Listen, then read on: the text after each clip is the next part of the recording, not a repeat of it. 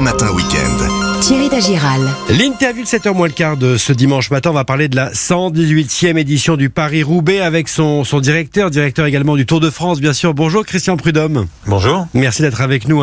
Le Paris-Roubaix qui part dans, un peu plus de 4 heures de Compiègne. Enfin, vous dites, il est de retour. Oui, enfin, bien sûr, puisque 903 jours se sont passés depuis la dernière édition. Ouais.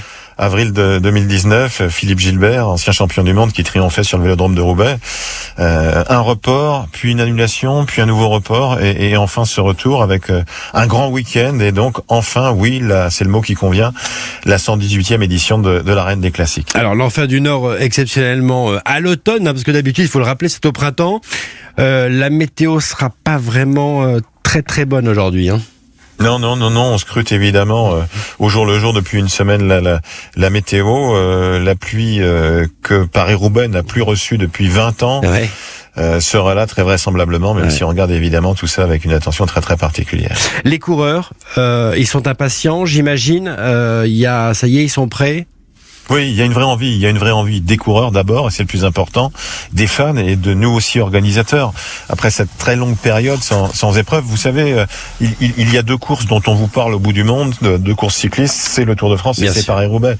Paris-Roubaix, c'est la course des Hauts-de-France, il y a une vraie identification, ça part de Picardie, de Compiègne, ça va dans le nord, il y a les ch'tis, il y a les géants au bord de la route, et il y a évidemment les champions, et puis il y a aussi, dans ce calendrier qui a été chamboulé à cause de la pandémie, une vraie chance pour nous, c'est-à-dire une cohérence de calendrier sportif avec dimanche dernier évidemment les championnats du monde dans les Flandres et le sacre de Julien Alaphilippe. Ouais. Paris-Roubaix avec des coureurs du même type, même si le poids plume qui est Alaphilippe n'est pas là aujourd'hui, et avec ensuite Paris-Tour, ses chemins de vigne. Donc une cohérence sportive au mois d'octobre, ça n'est pas à une période classique, mais la cohérence sportive est bien là et c'est tant mieux. Alors Alaphilippe, vous en parliez à l'instant, champion du monde, il sera pas présent bien sûr sur ce Paris-Roubaix. Pourquoi il n'a jamais participé à ce Paris-Roubaix?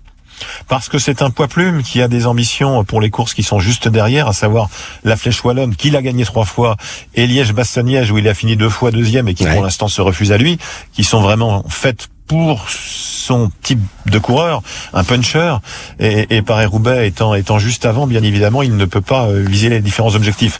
Maintenant, le poids plume qu'est Julien Alaphilippe a été, il y a 10 ans, vice-champion du monde junior. Il y a plus de 10 ans de cyclocross, donc son sens du pilotage, son adresse pourrait faire qu'un jour, il puisse briller sur Paris-Roubaix. Il a très envie d'y participer.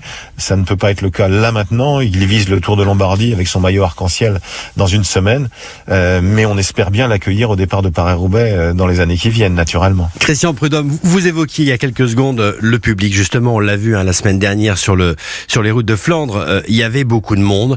Vous attendez beaucoup de monde sur ce Paris-Roubaix ce matin? Écoutez, il y aura forcément du monde. Alors, on est encore dans la pandémie, même si grâce à la vaccination, cela va mieux. Pour les coureurs, le système est le même que depuis le début de l'année. Donc, test PCR négatif, bien évidemment, 6 jours avant. Test PCR 3 jours avant. Pour l'organisation, c'est passe sanitaire et masque pour tout le monde. Quand on approchera sur les lieux de départ ou d'arrivée, c'est aussi le passe sanitaire, bien évidemment, et la préfecture avec laquelle nous travaillons, bien évidemment, sans laquelle on ne pourrait pas organiser, souhaiterait bien sûr qu'il y ait un maximum de masques au bord du parcours. Mais on est à l'air libre, et puis il y a un sentiment aussi de liberté, de profiter de l'instant présent qui est nécessaire. Maintenant, il faut évidemment faire attention dans la vie de tous les jours et ce dimanche aussi, notamment sur les gestes barrières, bien sûr. Christian Prudhomme, le directeur du Paris-Roubaix, avec nous ce matin sur Europe 1. Quels seront, Christian, les coureurs à suivre aujourd'hui, notamment les Français? Oui, bien sûr. Alors, du côté des Français, on pense immédiatement au coureur de Cambrai, Florian Sénéchal, qui était juste derrière Julien Alaphilippe dimanche dernier au championnat du monde, dans le groupe qui était derrière Julien Alaphilippe, qui a remporté aussi, Florian Sénéchal, une épreuve il y a peu. Il était 6e de la dernière édition de Paris-Roubaix en 2019. Il a Paris-Roubaix dans le cœur et dans les tripes. Et puis, il y a d'autres coureurs aussi du Nord, notamment Arnaud Démare, bien sûr, le Picard, ou Adrien Petit, l'Arageois. Il y a Christophe Laporte, qui est brillant dans les classiques de type flandrien, et puis Anthony Turgis, qui a été très très constant au printemps dans les classiques du Nord et de la Belgique ou des Pays-Bas. Donc ce sont les coureurs sur lesquels on peut compter. Bien évidemment, on s'attend aussi à une sorte de revanche des championnats du monde pour Wout van Aert, Ouais. le coureur belge qui était le grand favori la semaine dernière, qui a été dominé par Julien Alaphilippe et qui, bien évidemment, souhaite s'imposer. Face à lui, son éternel rival déjà, bien qu'ils soient jeunes tous les deux, Mathieu Van Der Poel, le petit-fils de Raymond Poulidor. Bien sûr. Raymond Poulidor qui est le recordman des participations à Paris-Roubaix. Ah ouais. Il était 18 fois au départ et comme pour le maillot jaune que son petit-fils Mathieu Van Der Poel est allé quérir en juillet dernier en Bretagne à Landerneau, eh bien sans doute rêve-t-il lui aussi, puisqu'il a été champion du monde à plusieurs reprises de cyclocross, de pouvoir s'imposer dans l'arène des classiques. Christian, ça fait longtemps qu'on n'a pas vu de Français gagner le Paris-Roubaix. La dernière fois, c'était quoi, 97, c'est ça? 97, Frédéric 90. Guédon, Ouais. Frédéric Guédon 97.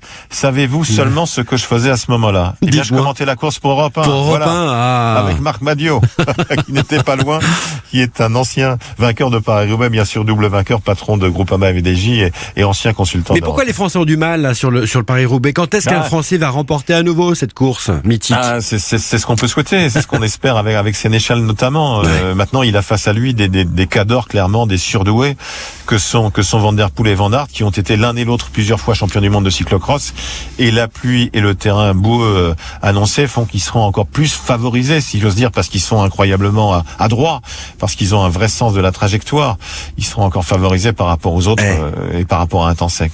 Christian, rapidement, samedi, hier, c'était le Paris-Roubaix féminin. Il y aura aussi un Tour de France féminin l'été prochain. Ça y est, le cyclisme devient féminin? Je crois qu'on est rentré dans un cercle vertueux où les gens, qu'il s'agisse d'élus ou de partenaires, joignent désormais les actes à la parole et sont vraiment là en soutien derrière les épreuves. Ça me paraît indispensable.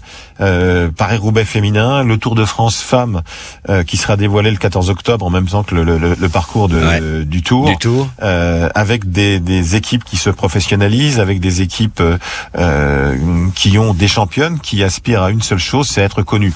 Les courses existent, même s'il y a des nouvelles courses qui arrivent, mais l'aspect communication est au moins aussi important. Et donc on est ravis de participer à ce mouvement. Nous parlons aux gens au bout du monde, aux Australiens, aux Colombiens, aux Américains qui regardent les courses. Il y avait une sorte d'incongruité à ne pas parler à celles qui sont à côté de nous. Donc on veut leur parler, on veut que les petites gamines puissent rêver d'être championnes, comme les enfants les gamins peuvent rêver d'être des champions. Donc voilà, c'est vraiment pour nous indispensable. Et je crois vraiment qu'on est rentré dans ce cercle vertueux et je m'en réjouis. Christian Prudhomme, le directeur bien sûr de Paris-Roubaix, qui part ce matin à 11h de Compiègne, qu'on va suivre bien sûr avec Axel May sur l'antenne d'Europe 1. Bonne course à vous, merci Christian, merci à vous. Merci. Europe Matin Week-end, Thierry Dagiral. Allez.